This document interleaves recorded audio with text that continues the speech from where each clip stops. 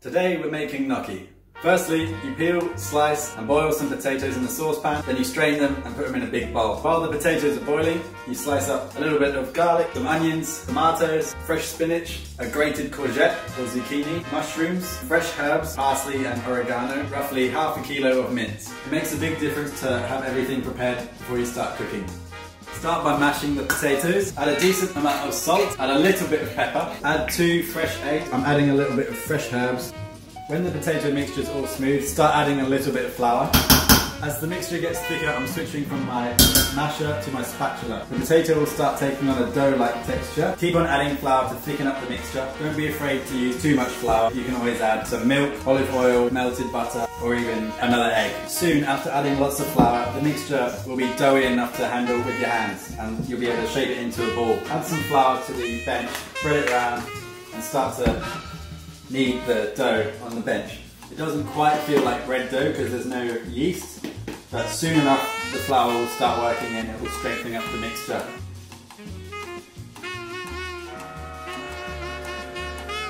So I've been working at this dough for about 10 minutes and now I'm going to get my clean bowl, I'm going to put my dough into the bowl, cover it with a fresh towel for about 20 minutes.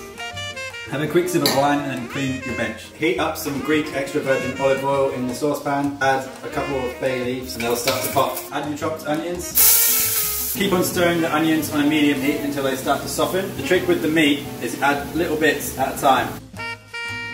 As some of the meat goes in, you can add your garlic too. As the meat starts to brown, you can add your fresh tomatoes. And I'm using a spatula to get it out so I don't waste anything. Tomato paste. I'm going to add my courgette, add the chopped mushrooms, start adding little bits of spinach. Spinach reduces a lot. You can use a lot more than you think.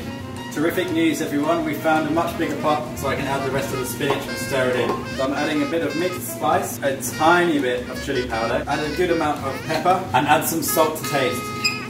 Make sure you do taste it throughout with a teaspoon so that you know what you're making and what it tastes like. Add a good splash of red wine and a little dash of balsamic vinegar. So I've given that a good stir around. I'm going to move to the back, put that on a low heat to simmer while we work on the gnocchi.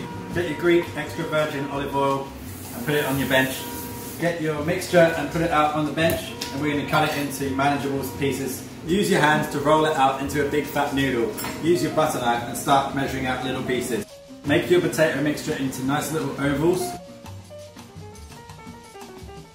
Keep stirring your pasta sauce. Heat up some olive oil in the big pan. Start to add your first plate of gnocchi. A bit of salt, add the rest of our fresh herbs into the tomatoes. As the gnocchi starts to brown, I'm flipping them over. I'm going to put them on this plate with some paper towel to soak up the oil. And to keep them warm, I'm going to get another plate. There we go. So we found a bit of cream in the fridge that needs using up, so I'm just going to add a little bit of that into our tomato mixture. Beautiful. One thing you haven't seen is us doing the dishes as we go and wiping down all the benches, and that makes a really big difference. So I've dished up the gnocchi into the bowls, adding some of our sauce on top. Ideally, maybe have some grated fresh parmesan, but today we've got mozzarella. So tonight we're eating fresh gnocchi. I hope you liked this video and tag me who you think might enjoy some fresh food. Cheers!